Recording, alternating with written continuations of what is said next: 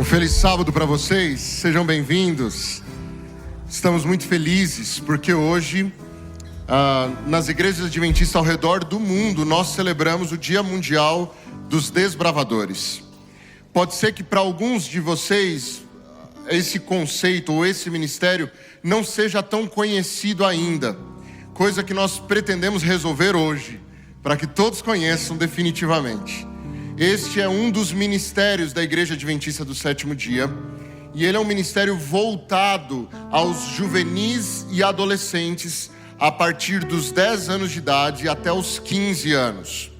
O propósito desse ministério é ensinar os valores do reino de Deus através de várias atividades que são bastante gerais, bastante plurais, que formarão pessoas que são bons cidadãos nessa terra e bons cidadãos do reino de Deus. Dentre as atividades que o Clube Desbravadores executa está acampamento, ordem unida, civismo, atividades manuais, atividades recreativas, mas a principal delas são as atividades espirituais. E hoje nós queremos celebrar o Dia Mundial dos Desbravadores com o nosso clube, o clube aqui da Nova Semente. E esse é um clube especial que está em franco crescimento. E eu quero aproveitar para já abrir aqui para vocês que nós estamos hoje, nesse mês de setembro, mas começando por hoje, abrindo as inscrições do clube. Então, se você conhece alguém que tem entre 10 e 15 anos e que está querendo participar de algo que com certeza vai impactar profundamente a formação do indivíduo, a formação espiritual, a formação civil, a formação nos relacionamentos, o Clube Desbravadores é para essa pessoa. Então, se você está me ouvindo, venha fazer parte do clube. Se você conhece alguém, por favor, indique o clube. Nós queremos muito que esse clube cresça cada vez mais e cumpra o seu propósito. Dentre as coisas que nós temos no clube, nós teremos aqui algumas atividades que são celebrativas. Mas nós sempre introduzimos essas atividades relembrando alguns dos nossos ideais, aquelas metas de vida que nós sempre repetimos para colocarmos em prática. Nesse momento, nós vamos convidar a igreja para participar junto conosco dos ideais do Clube dos Desbravadores. Então, nesse momento, você pode apenas ficar em pé e com a atenção nos acompanhar, enquanto nós repetimos alguns dos nossos ideais e cantamos o nosso hino. Feliz sábado, igreja. Neste momento faremos o voto dos desbravadores. Para o voto, posição. Pela graça de Deus, serei puro, bondoso e leal. Guardarei a lei do desbravador, serei um servo de Deus e amigo de todos. Descansar, posição. A lei do desbravador ordena-me observar a devoção matinal, cumprir fielmente a parte que me corresponde, cuidar de meu corpo, manter a consciência limpa, ser cortês e obediente, andar com reverência na casa de Deus, ter sempre um cântico no coração e ir aonde Deus mandar. Neste momento cantaremos o hino dos desbravadores.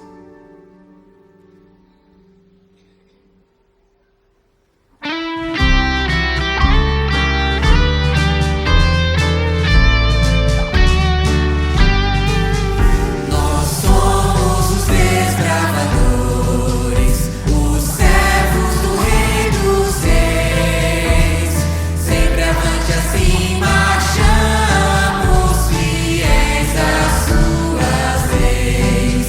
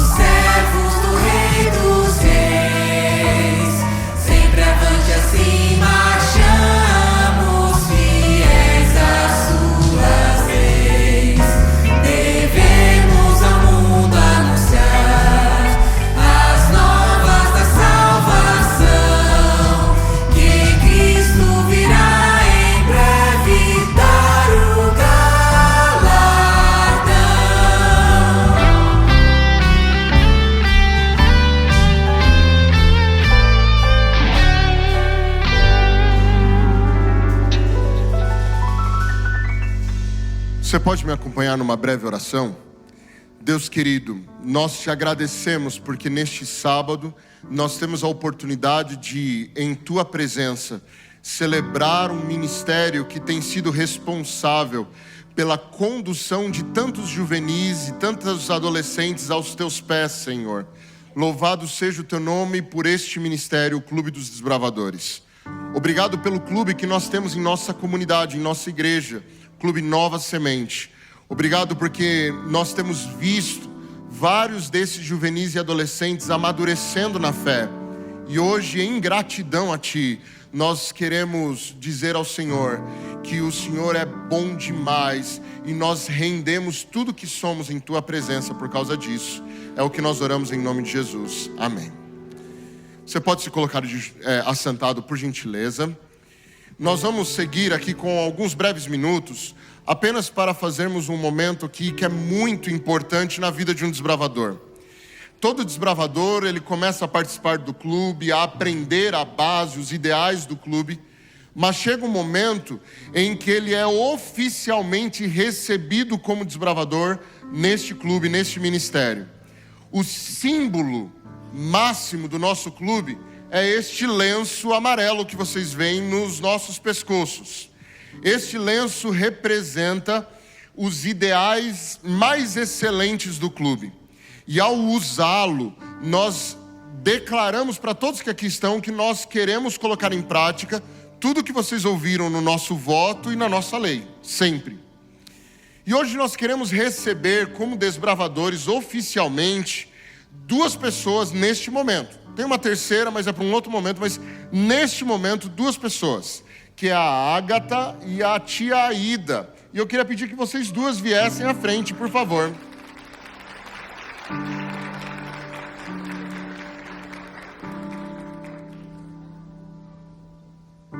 Bem, a tia Aida, ela é bem conhecida por vocês, porque ela é igual arroz de festa, dá bem com todo mundo. Ela conversa, ela é uma pessoa querida. E nesse ano, além de abençoar e ajudar os aventureiros por muitos anos, ela resolve somar ao Clube de Desbravadores. E nós estamos muito agradecidos a Deus pelo ministério e pela vida da Aida. A Ágata é um presente que Deus enviou para nós, junto com toda a família que veio agora fazer parte do nosso clube. E nesse momento, a nossa gratidão de receber a Ágata como desbravadora é um símbolo de que Deus nos ama, cuida de nós e manda pessoas especiais para estarem conosco sempre. Então, nesse momento, nós vamos admitir essas 2. Vou chamar o Hasley, nosso secretário. Ele vai conduzir o momento de admissão da Aida e eu vou conduzir o momento de admissão da Ágata. Meninas, Deus abençoe vocês nessa jornada. Nós vamos admitir vocês e depois nós vamos explicar a conjuração do Clube de Desbravadores.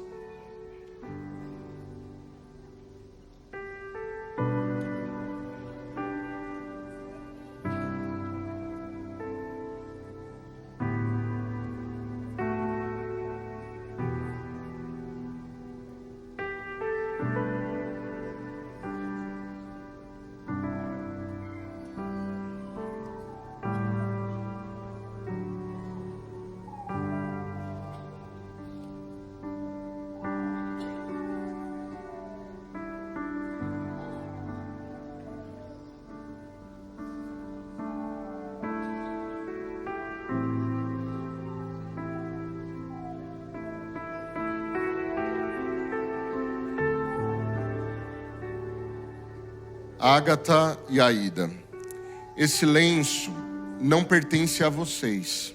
Esse lenço pertence ao Clube de Desbravadores. E o Clube de Desbravadores oferece esse lenço a vocês para que vocês possam ser representantes dos ideais deste clube.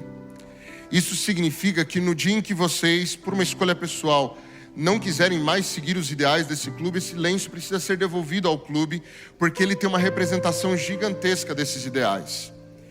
Não é isso que a gente espera que aconteça. É importante que a gente sempre diga isso, mas o nosso sonho é que, como desbravadoras, vocês representem a Jesus onde quer que vocês forem. Onde vocês pisarem a sola do pé de vocês, que as pessoas percebam que tem ali alguém que andou passando tempo com Jesus.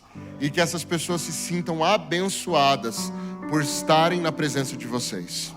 Que Deus dirija a vida de vocês hoje e sempre. E que o Clube de Desbravadores seja mais forte e feliz por ter a presença de vocês. Deus conduza a vida de vocês. Querido Clube de Desbravadores Nova Semente, esse momento não estava no script, mas eu rapidamente queria dar uma mensagem para vocês. Esse é um ministério que nossa igreja ama muito. Como time pastoral, o nosso sonho é que esse clube cresça e alcance mais juvenis e adolescentes para o reino de Deus. E nós temos uma gratidão gigantesca a vocês, nossa diretoria, que tem feito um trabalho incansável na formação espiritual desses juvenis e adolescentes. E essa diretoria, ela foi enviada por Deus para nós e nós estamos agradecidos. Nós temos uma gratidão também por cada um desses bravadores que tem se dedicado ao máximo a viverem as aventuras que o clube proporciona, mas sempre aventuras ao lado de Jesus. Que Deus abençoe a vida de vocês e que vocês sirvam a Cristo Jesus com todo o coração durante toda a vida de vocês. Deus abençoe, clube amado. Nós vamos continuar com o nosso momento de adoração, de celebração. Que Deus abençoe a todos nós.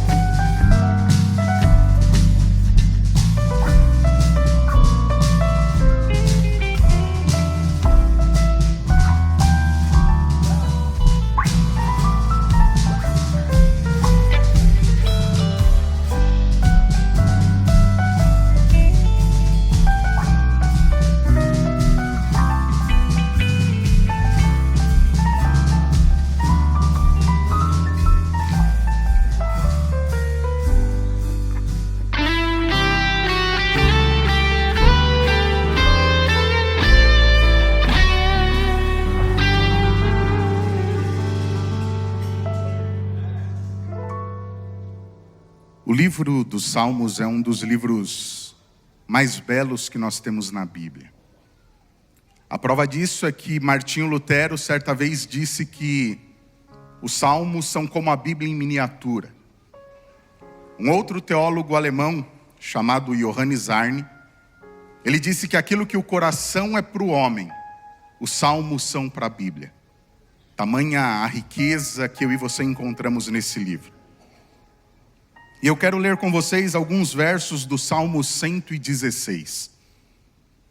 O versículo 1 diz o seguinte: Amo o Senhor porque Ele ouve a minha voz e as minhas orações. Porque Ele se inclina para ouvir, orarei enquanto viver. No verso 3 o salmista diz: A morte me envolveu com cordas, e os terrores da sepultura me dominaram. Não via outra coisa senão o sofrimento e a tristeza. Então clamei pelo Senhor, livra-me, Senhor. O Senhor é compassivo e justo. O Senhor é Deus misericordioso. O Senhor protege os ingênuos. Eu estava diante da morte e Ele me salvou. E no verso 7 o salmista diz: Volte minha alma a descansar, pois o Senhor lhe tem sido bom. A figura usada pelo salmista no versículo 3 de estar à beira da morte, de enfrentar angústia e sofrimento. Eu e você não sabemos se Davi estava falando literalmente de uma situação em que ele se aproximou da morte, ou se simples e metaforicamente ele dizia que tinha momentos contrários. Mas diante de tudo isso, Davi tomou uma decisão de clamar ao Senhor e orar ao Senhor, reconhecendo que Ele é misericordioso, bom e justo. E depois de fazer essa oração, ele reconheceu que esse Deus poderia devolver a ele a paz. Se há alguém aqui com um sentimento de angústia, medo, preocupação, que eu e você tenhamos a mesma atitude que Davi teve, e que confiante na palavra nós descansemos no Senhor. Convido você a se ajoelhar para que possamos orar.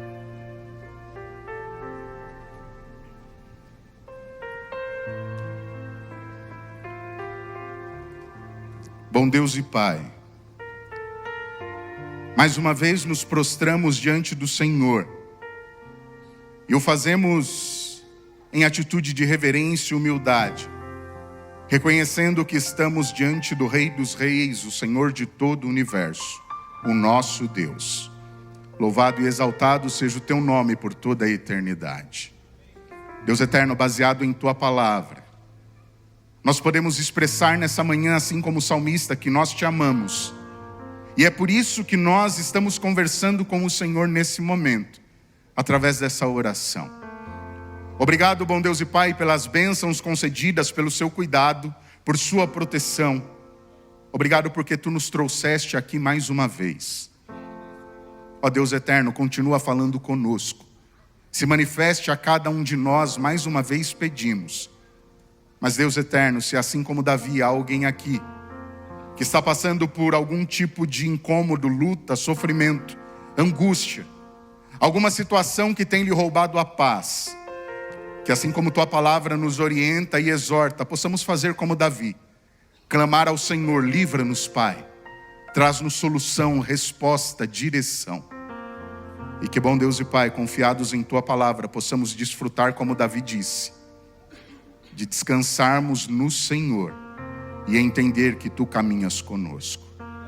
Aceita a nossa adoração. Suplicamos humildemente em nome de Cristo Jesus, o nosso Senhor e Salvador. Amém. Deus cuida de mim, na sombra das tuas asas. Deus cuida de mim, eu amo a sua casa. E não ando sozinho, não estou sozinho, pois sei, Deus cuida de mim, Deus cuida de mim, na sombra das suas asas. Deus cuida de mim, eu amo a sua casa. E não ando sozinho, não estou sozinho, pois sei, Deus cuida de mim.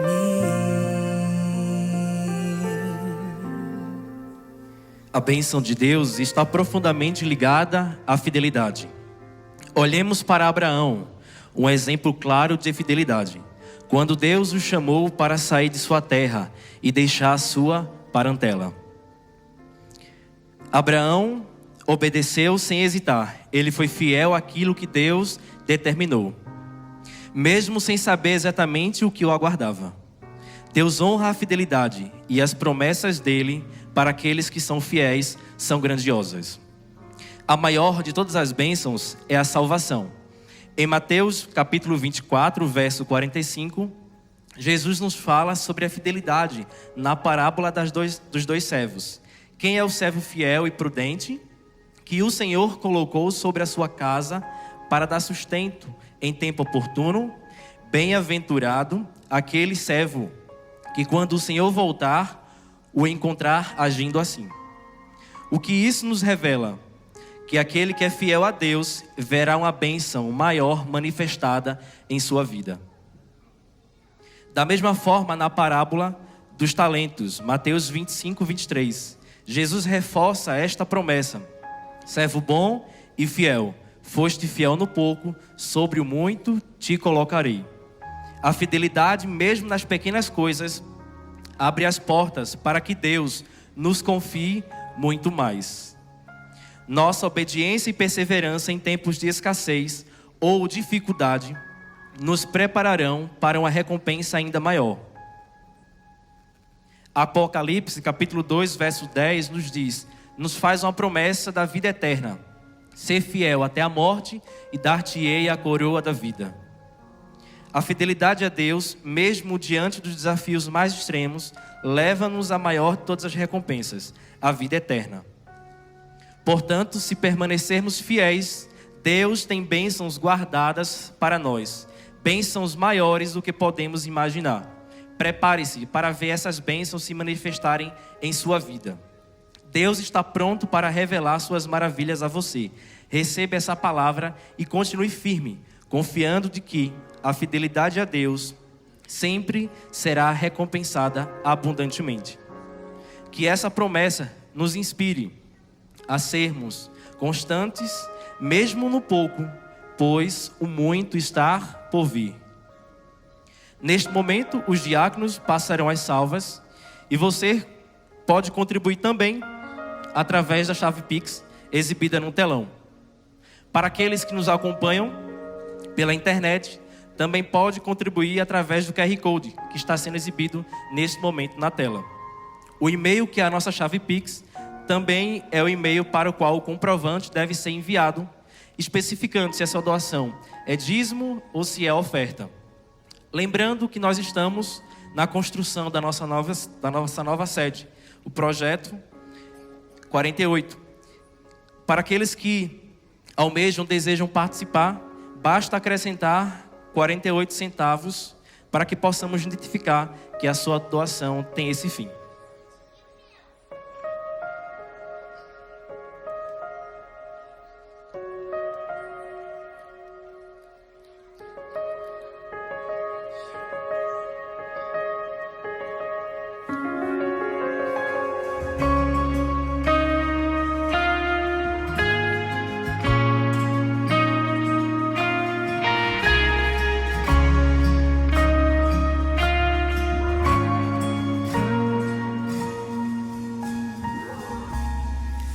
Ainda me lembro quando um milagre eu pedi, com pouca fé sim eu temi, e hoje eu posso ver, foi muito além do meu pensar. São tantas bênçãos pra contar, 1, 2, 3 bênçãos que não tem fim.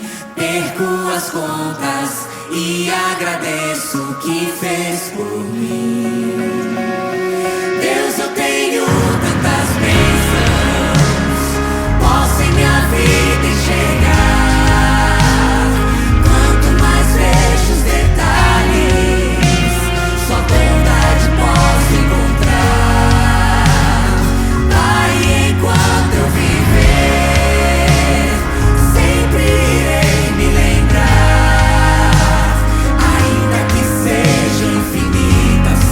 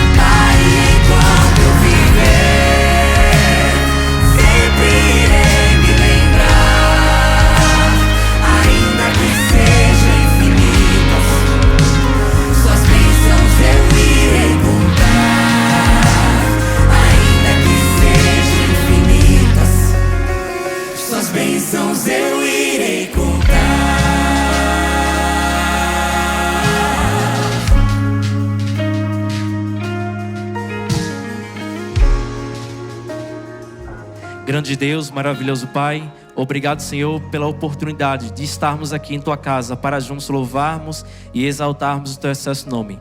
Abençoe cada dizimista, cada ofertante, e que a maior de todas as bênçãos seja a Tua presença em nossas vidas. Amém.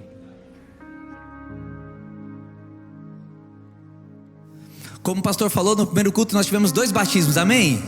Amém, foram 2 bravadores que se entregaram ao Senhor através do batismo. E aconteceu um negócio diferente. Acabou a energia aqui no bairro. A gente está sem luz aqui na igreja. A gente está funcionando através do gerador aqui. E o batismo aconteceu à luz das lanternas de celular. E foi uma das coisas mais lindas que eu já presenciei, para a glória de Deus, sabe? E eu fiquei pensando numa coisa. A gente está num prédio bonito, confortável. A gente tem equipamentos de áudio. Tudo funciona e coopera para a adoração ao Senhor. Mas quem de fato adora, quem de fato é a voz dessa adoração, quem leva isso para Deus, somos eu e você. A gente é convidado a fazer parte disso. No primeiro culto nós cantamos algumas partes das músicas sem áudio. Eu quero que você se levante, porque agora a gente está com a luz de volta. A gente vai cantar com som, mas eu peço que você se entregue em adoração de um jeito que você nunca fez, porque você é chamado para adorar a Deus essa manhã. Então se levante. Você que está em casa, adore ao Senhor e cante com tudo que você tem, porque esse Deus é bom e eu quero cantar sobre isso com você.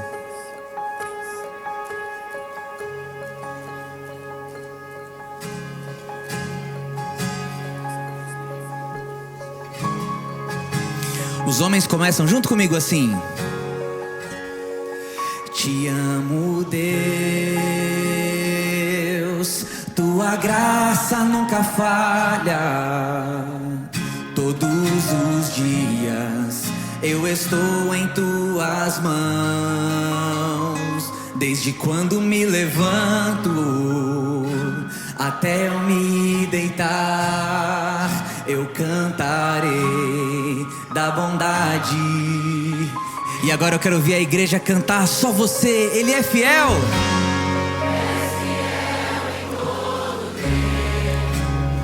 E Ele é bom, canta isso. Em todo tempo tu és tão bom, com todo fôlego que tenho.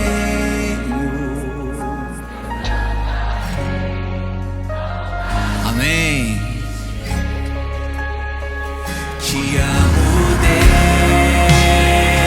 Deus, tua graça nunca falha. Todos os dias eu estou em tuas mãos.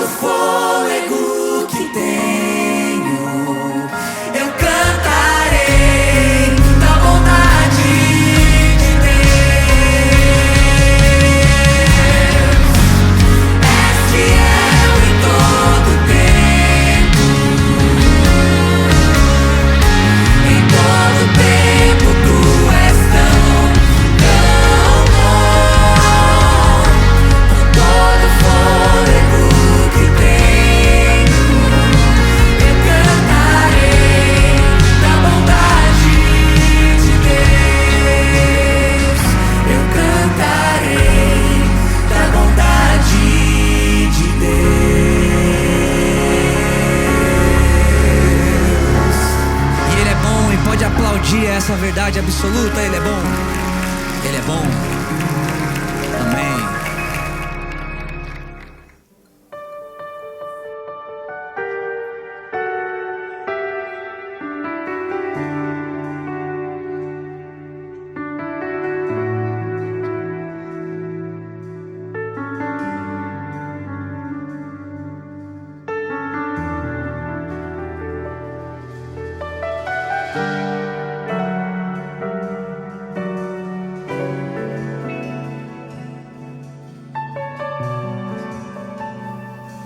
Todos juntos, fui convidado à mesa. Cante assim.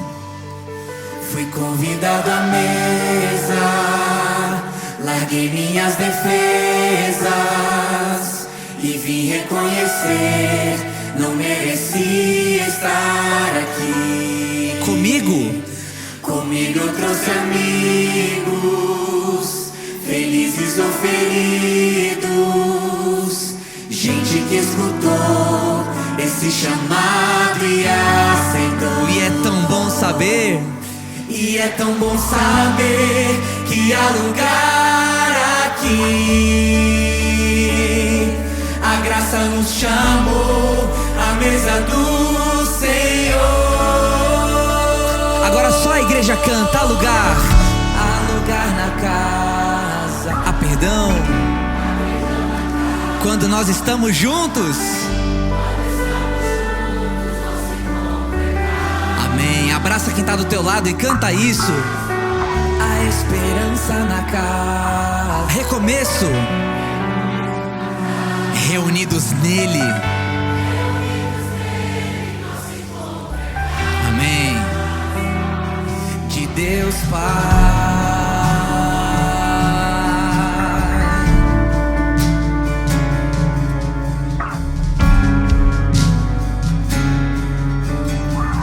O som da sua palavra. O som da sua palavra curou a nossa alma. O verbo nos amou, da solidão nos resgatou. E é tão bom saber que há lugar aqui. A graça nos chamou à mesa do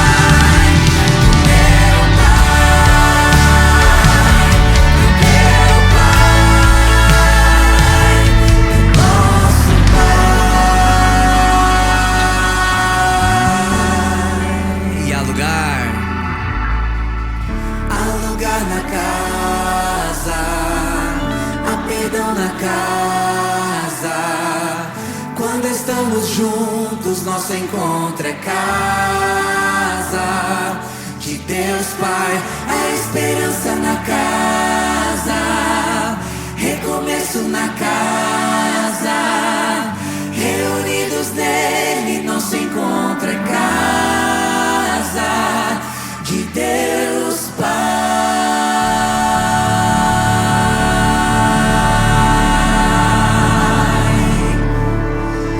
Se cumpre nessa manhã, tem lugar na casa pra mim e pra você. Canta mais uma vez assim comigo. Há lugar na casa, há perdão na casa. Quando estamos juntos, nosso encontro é casa de Deus Pai. Há esperança na casa, recomeço na casa.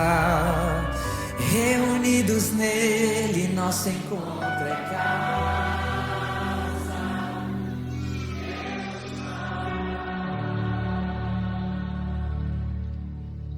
Querido Deus, louvado seja o teu nome, Senhor, porque na tua casa sempre tem espaço para mais um. Nós te agradecemos porque o Senhor gosta de receber pessoas diferentes. O Senhor não se importa com o fato de que nós somos pecadores, e mesmo com nossos erros, nossos fracassos, o Senhor nos recebe com amor, com carinho, cuida de nós, atende às nossas necessidades. É por isso que a gente te louva, Pai. É por isso que a gente te agradece com muita gratidão, por isso que a gente se reúne em comunidade, canta louvores, para nos recordarmos diariamente que tudo está em tuas mãos e que o Senhor é completamente poderoso para dar muito mais do que aquilo que nós pensamos ou sonhamos. Nesse momento, nos conduza no estudo da tua palavra. É o que oramos em nome de Jesus. Amém, Senhor. Amém.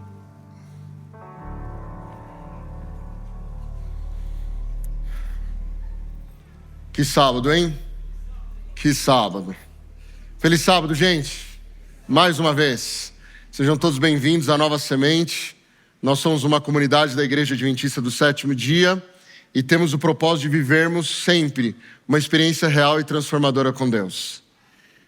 Nesse Dia Mundial do Desbravador, eu quero apenas frisar uma coisa que eu falei no começo, mas eu quero falar novamente para gravar aí no teu coração.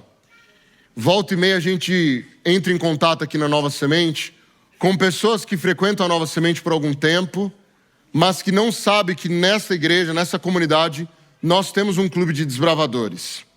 E o nosso sonho é que o nosso clube cresça a ponto de ele ser proporcional ao que é a nossa própria igreja. Ser grande, forte, vibrante, tal qual é a nossa igreja, igual à nossa comunidade.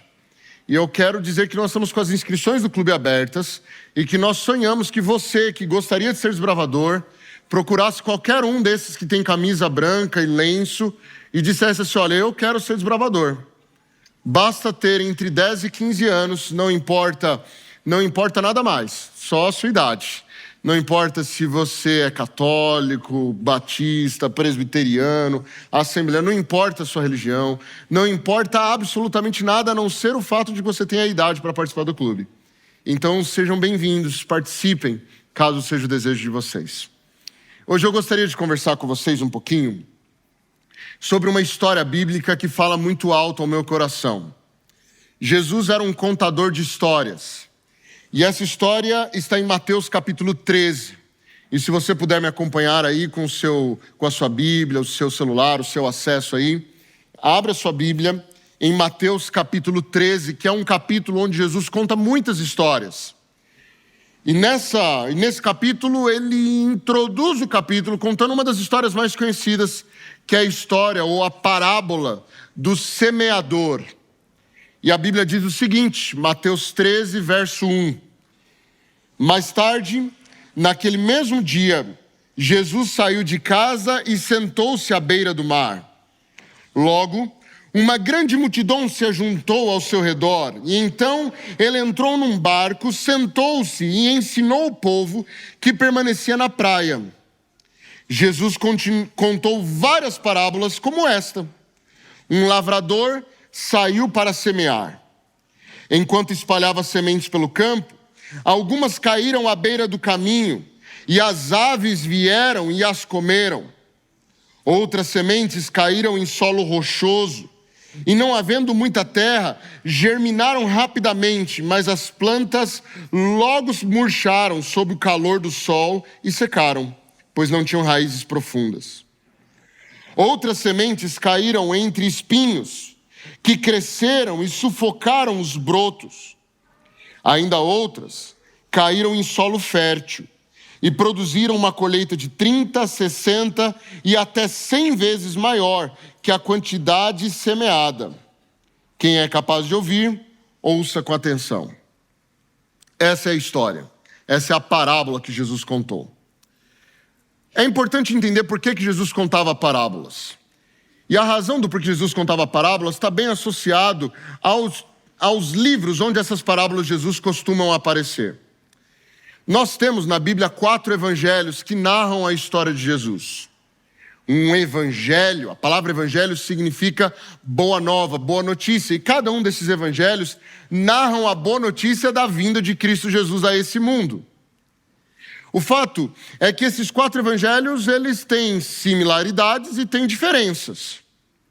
Da mesma forma que todos vão narrar os eventos de hoje de formas diferentes quando forem embora, os 4 evangelistas participaram de muitos eventos ou momentos na vida de Jesus e, portanto, eles escrevem sempre da sua perspectiva. Eles escrevem a partir da ótica que eles tinham quando viram o que viram. Mas, de todas as diferenças entre os evangelhos, uma delas nos chama a atenção, que são as diferenças relacionadas aos 3 primeiros evangelhos e ao evangelho de João, que é o 4º evangelho. Os 3 primeiros evangelhos, Mateus, Marcos e Lucas, eles são conhecidos como evangelhos sinóticos, porque eles têm muitos paralelismos, eles têm muitas igualdades. Muito conteúdo de Mateus está em Marcos, muito conteúdo de Lucas está em Marcos. Provavelmente, tanto Mateus quanto Lucas usaram Marcos, que foi o primeiro evangelho a ser escrito, como referência teórica. Então eles usam ou eles fazem várias citações do evangelho de Marcos em seus materiais. O fato é que esses 3 evangelhos, eles contam histórias muito similares, muito parecidas, em momentos similares. E isso é interessante porque às vezes um evangelista dá um detalhe que o outro não dá, mas o outro evangelista dá detalhes que aquele primeiro não deu. O que nos faz entender a história numa plenitude, ou seja, numa compreensão muito mais ampla da história. Só que, dentre as diferenças que existem entre esses 3 primeiros evangelhos e o evangelho de João, uma delas tem a ver com as regiões onde Cristo Jesus estava nas narrativas dos evangelhos. Deixe-me explicar melhor. Vejam, no evangelho de Mateus, Marcos ou Lucas, eles contam muitas histórias de Jesus, mas a maioria das histórias que eles contam sobre Jesus nesses 3 primeiros evangelhos, Jesus estava nas regiões da Galileia, mais ao norte da Palestina. E por essa razão, as histórias sempre têm a ver com momentos em que Jesus está ao redor do lago, onde Jesus estava ao redor ou próximo a algumas cidades ao norte da Palestina. E era um tipo de abordagem que Jesus usava quando estava na região da Galileia. Quando nós vamos ao Evangelho de João, a maioria dos eventos narrados no Evangelho de João são com Jesus em Jerusalém, ali na região da Judéia, mais ao sul, a capital dos judeus. E por essa razão, os tipos de discursos que nós temos narrados no Evangelho de João são bastante diferentes dos tipos de discursos que nós temos nos 3 primeiros evangelhos. Por exemplo, nós quase não temos parábolas no Evangelho de João. Alguns teólogos dizem que nós temos 2, mas quando eu, por exemplo, leio, eu não consigo considerá-las parábolas. Mas vamos fingir que temos 2, vamos levar em consideração que teríamos 2 parábolas. E a pergunta é, por que o Evangelho de João não narra parábolas, ou narra apenas 2? Enquanto nos outros evangelhos, Mateus, Marcos, Lucas, nós temos um portfólio gigantesco de parábolas contadas por Jesus. Por quê? E a razão ela é simples, mas fala muito a respeito de quem era Jesus. A razão era a seguinte: a Galileia, mais ao norte, era uma região cuja economia era sustentada pela agricultura e pela pescaria. Lembre-se do lago ou do mar da Galileia, né? Aquela região grande. Então, os pescadores eram um local para conseguir a subsistência. E os agricultores, eles estavam lá. As pessoas que viviam na Galileia eram mais humildes, eram mais simples. Em sua maioria eram iletrados, não tiveram oportunidades de se aprofundar nos estudos. Mas quando nós vamos a Jerusalém, lá que é a capital da fé judaica, nós temos uma quantidade bastante considerável de rabinos por metro quadrado. Lá estão os mestres da lei. E é por essa razão que no Evangelho de João nós percebemos muitos discursos profundos, complexos, longos, sem histórias, sem narrativas. É no Evangelho de João que nós vemos Jesus falando coisas muito profundas. E o Evangelho de João, por essa razão, é um evangelho bastante desafiador. Os que gostam de estudar o Evangelho de João precisam se aprofundar muito na teologia do Antigo Testamento, porque nesse evangelho são narrados os ensinamentos de Jesus, e são ensinamentos muito peculiares. São um pouco menos pedagógicos. Por quê? Por causa do público-alvo. Sei que vocês já ouviram apresentações de trabalhos acadêmicos. Eu sei que vocês já ouviram. É muito legal assistir uma apresentação de trabalho acadêmico. Você fala assim, enquanto você está assistindo, poxa, é mais legal do que assistir o jogo do meu São Paulo ganhando a Libertadores. É isso que você pensa? Não, jamais. Trabalho acadêmico é chato de ouvir. Não tem história no trabalho acadêmico. Os indivíduos leem até as aspas. Mas tem um propósito. E o trabalho acadêmico é para aqueles que se aprofundaram no tema, não é verdade? Mas e se a gente resolver contar histórias para as crianças? Como que seria contar histórias para as crianças? Dá para contar histórias para as crianças do mesmo jeito que a gente lê um trabalho acadêmico? Jamais. A história para as crianças, que tem uma atenção reduzida e tem um repertório de vocabulário bem reduzido, precisa ser contada através de histórias e ilustrações práticas. O mesmo se aplica a pessoas que não tiveram a oportunidade de se aprofundar no mundo acadêmico, não é verdade? E aqui está a razão. Os 3 primeiros evangelhos narram mais vezes em que Jesus esteve na região da Galileia. E quando Jesus estava na região da Galileia, como que Jesus ensinava? Ele se assentava no meio do povão e começava a contar histórias que todo mundo entendia. Histórias que estavam na boca do povo, compreensíveis a todos. Quando estava em Jerusalém, e ele precisava argumentar com os rabinos, ele então usava discursos longos e profundos, mas é porque havia condições de termos esses discursos. Isso mostra algo muito especial sobre Jesus. Jesus não precisava aparentar ser inteligente. Ele não precisava ir para a Galileia e falar palavras difíceis e discursos difíceis. Mais importante do que mostrar que ele sabe, era traduzir as verdades do Evangelho aos ouvidos até da pessoa mais simples. Não é que Jesus não sabia argumentar profundamente, nós o vemos fazendo isso em João. Mas é que ele tinha uma preocupação que vinha antes disso, e a preocupação dele era que todos entendessem a mensagem do Evangelho, até a pessoa mais simples, mais iletrada, tinha que entender a mensagem do Evangelho. Então Jesus contava histórias que o povo estava acostumado. A agricultura era algo que o povo estava acostumado. A maioria da população era uma população de agricultores. Então quando Jesus começa a narrar aqui em Mateus capítulo 13, um lavrador, todos se identificaram. E o lavrador começa a jogar as suas sementes. E naquele tempo nós não tínhamos os maquinários que nós temos hoje para espalhar as sementes de forma perfeita, a ponto de utilizar de forma funcional e excelente cada metro quadrado do solo, do campo de trabalho. Nós temos máquinas para fazer isso hoje, mas naquele tempo não tinha. Então a forma de plantar era a seguinte: você arava a terra para revirar a terra, e então na época certa das chuvas, você saía lançando as sementes. E eles colocavam uma bolsa lateral cheia de sementes.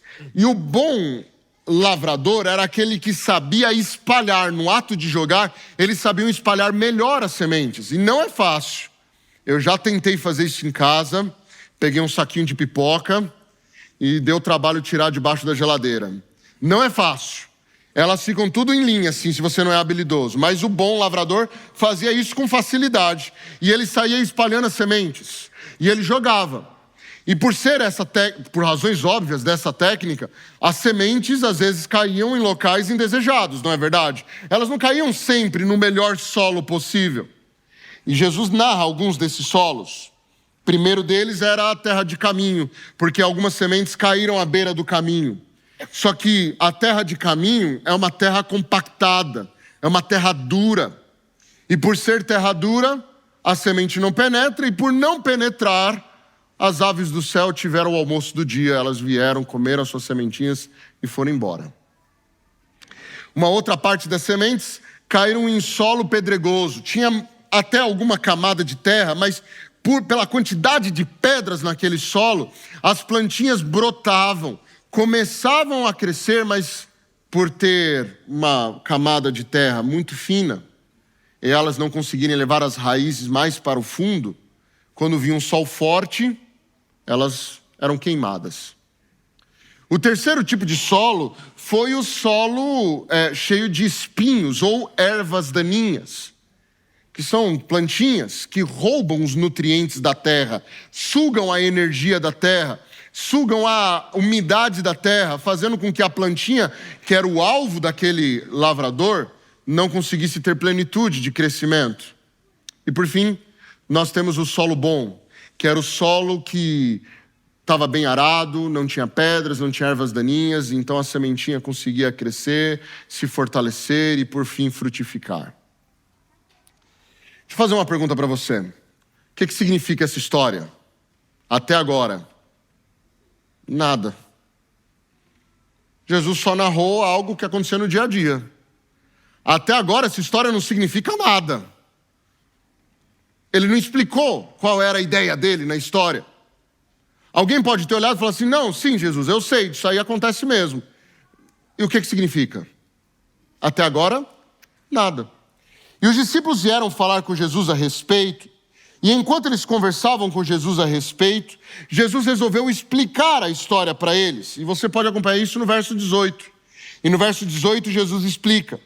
Agora, ouçam a explicação da parábola sobre o lavrador que saiu para semear. As sementes que caíram à beira do caminho representam os que ouvem a mensagem sobre o reino e não a entendem. Então o maligno vem e arranca a semente que foi lançada em seu coração. As que caíram em solo rochoso representam aqueles que ouvem a mensagem e sem demora a recebem com alegria. Contudo, uma vez que não têm raízes profundas, não duram muito. Assim que enfrentam problemas ou são perseguidos por causa da mensagem, cedo desanimam. Verso 22. As sementes que caíram entre os espinhos representam outros que ouvem a mensagem, mas logo ela é sufocada pelas preocupações desta vida e pela sedução das riquezas, de modo que não produzem fruto. E as que caíram em solo fértil representam os que ouvem e entendem a mensagem e produzem uma colheita 30, 60 e até 100 vezes maior do que a quantidade semeada. A história tem um significado simples, mas profundo. Jesus olha para a sua multidão, que está assentada à beira da praia para ouvi-lo, e diz assim: vocês todos são solos. E eu sou o semeador aqui, jogando as sementes. E ao jogar as sementes, algumas delas caem em partes diferentes desse solo. E a proporção não nos alegra muito, porque dos 4 tipos de solo, 3 deles são impróprios para o amadurecimento da semente, que é a palavra de Deus. Significa que de 4 pessoas, 3 delas não estão com o coração preparado ainda para receber a palavra. Isso nos faz refletir sobre como está o nosso coração para receber a palavra de Deus. Mas aqui nós temos 4 solos. O primeiro deles são as pessoas terra de caminho. Já viu gente assim? Pessoa terra de caminho? São pessoas de coração duro. Mas elas não têm um coração duro por maldade, não. É porque elas já foram pisadas demais, sabe? Pessoas terra de caminho são pessoas machucadas pela vida. Pessoas terra de caminho são pessoas que foram pisados, feridos. E por isso se fecharam com uma tentativa de autoproteção.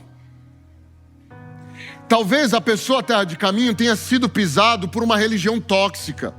Uma religião que é focada em tudo menos na graça de Deus.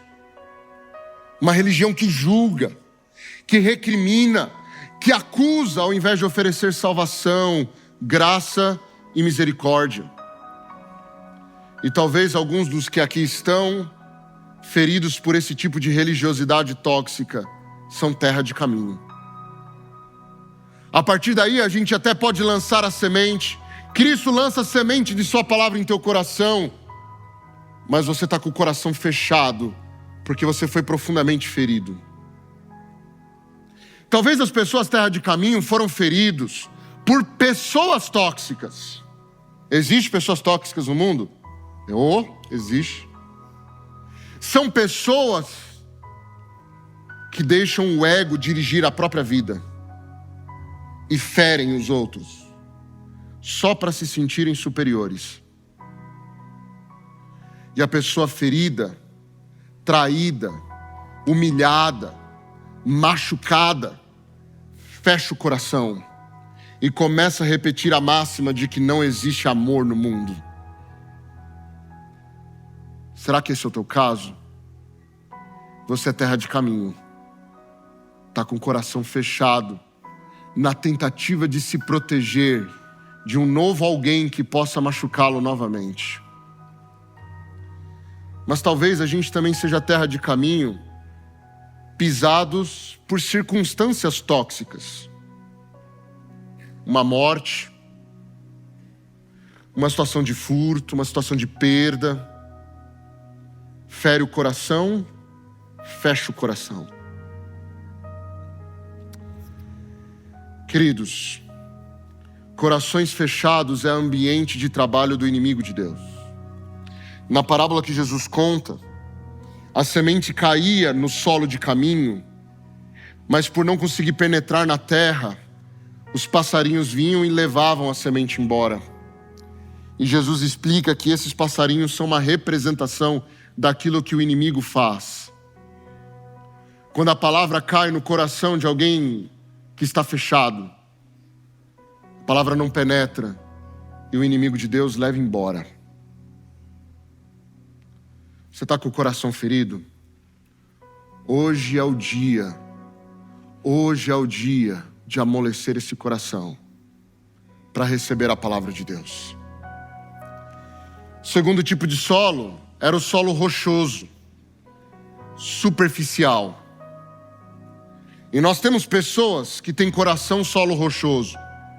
Até tem uma camadinha de terra, a semente até começa a brotar, mas por não ter profundidade, quando vem as dificuldades da vida, elas morrem, elas não conseguem dar sustentação para a palavra de Deus. Me responde, qual que é a diferença entre uma araucária e a grama da tua casa? A profundidade da raiz. Quando vem as tempestades até levam as folhas de uma grande árvore embora, até quebra alguns galhos, mas a árvore continua viva, porque as raízes são fundas. Quando vem a seca mata toda a grama, mata todas as plantas pequenas, porque elas não têm raízes profundas. Mas a grande árvore, cuja raiz vai até os lençóis freáticos, falei a palavra certa? É isso mesmo, né? Vai até o fundo, ela se mantém viva. Então, gente que tem raiz profunda sobrevive em meio às tempestades. Pode ser que a tempestade até quebre um galho, até leve as folhas, pode ser. Mas você continua vivo e forte, porque as raízes são profundas. Como a profunda raiz? Relacionamento profundo com Deus, de verdade. Menos orações protocolares, mais orações do coração. Menos papo furado com Deus e com as pessoas ao redor, mais entrega, mais dedicação ao Senhor. Torna relacionamentos mais profundos. Imagine só se a gente se relacionasse com as pessoas ao nosso redor do jeito que a gente se relaciona com Deus. Imagina só que tipo de relação tóxica não seria essa. Onde a gente só pede em momentos de dificuldade, dá migalhas da nossa atenção e espera que Ele nos ofereça o universo. É nesse momento que nós somos chamados a refletir sobre a forma como nós nos relacionamos com Deus e com as pessoas. Porque senão nós somos solo pedregoso. Talvez um dos solos mais problemáticos é o terceiro, que é o solo de ervas daninhas ou de espinhos. Você viu o que Jesus falou aí sobre esse tipo de solo? A semente cai, mas os espinhos representam aquilo que rouba a energia e sufoca a palavra de Deus no teu coração. E Jesus cita duas coisas que costumam roubar a nossa energia: as ansiedades da vida e a busca ou a sedução pelas riquezas. Não é exatamente isso que costuma atrapalhar nosso relacionamento com Deus? Tão preocupados com as coisas da vida, tão preocupados com dinheiro, trabalhando noite e dia, sacrificando nossa saúde, nossa família, por dinheiro, para resolver problemas. Isso nos afasta de Deus, porque rouba a energia que podia ser dedicada ao relacionamento com Deus. Tem gente que tem o coração tomado por ervas daninhas. É o caso do seu coração? Seu coração está tomado por essas coisas que só te afastam de Deus? Só roubam a energia que deveria estar sendo dedicada a um relacionamento mais profundo com o Senhor? Mas nós temos um último tipo de solo. Terra boa, solo fértil. São aqueles corações preparados para receberem a mensagem. E Jesus diz que quando a semente cai nesse tipo de solo, ela brota, ela cresce e ela chega a produzir frutos. Em proporções diferentes para cada um, porque um produz 30, o outro 60 e o outro até 100 vezes mais. Não tem problema, mas todos produzem. A semente brotou, germinou, cresceu. Queridos amigos, a gente tem que tomar muitas decisões na nossa vida sobre como a gente escolhe viver a nossa vida. E talvez uma das decisões mais importantes que nós precisamos tomar é qual vai ser a forma que nós vamos nos portar, qual vai ser a nossa conduta frente ao apelo de Deus para cada um de nós. E Deus apela diariamente. Deus apela aos corações, Deus apela ao intelecto. Deus te chama para viver uma experiência real e transformadora com Ele. E uma das coisas que você precisa decidir é qual vai ser a sua conduta frente ao chamado de Deus. Quando a semente da graça, do perdão, da justiça, da bondade, da misericórdia de Deus cair no solo da tua vida, qual vai ser a sua reação?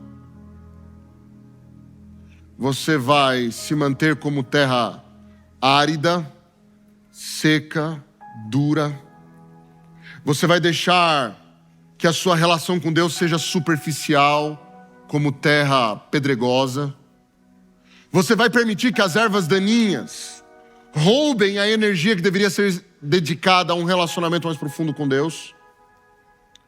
Ou você vai abrir o seu coração a Deus e falar assim: Senhor, é aqui.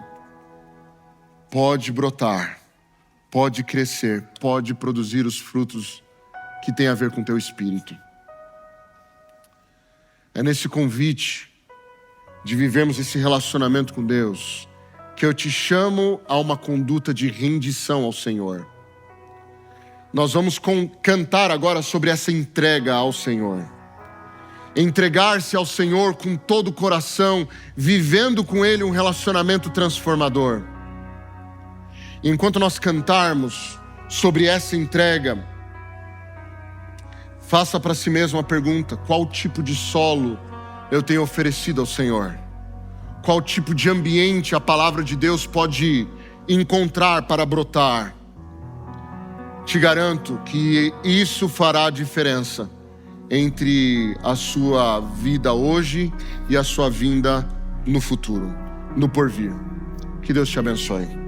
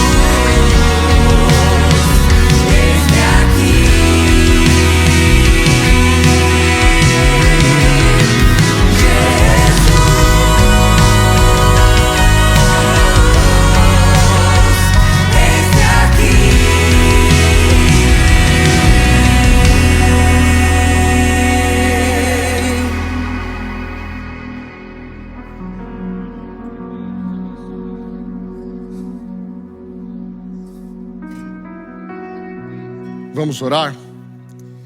Deus querido, nossa rendição a Ti, Senhor, é na convicção de que Teu Evangelho é transformador e ao brotar em nosso coração, produz frutos para a vida eterna. Por isso, Senhor, hoje eu peço por aqueles que estão com o coração fechado, aqueles que estão com o coração ocupados pelas pedras da vida, ou cheios de ervas daninhas, para que o Senhor faça um trabalho de limpeza, de ajuda, para que o coração fique aberto, fértil, pronto para receber a Tua palavra e causar transformação. Por isso, Senhor, nós nos entregamos em Tuas mãos completamente, rendidos aos Teus pés, e o fazemos em nome de Jesus. Amém, Senhor. Esta é a Nova Semente, uma experiência real e transformadora com o nosso Deus.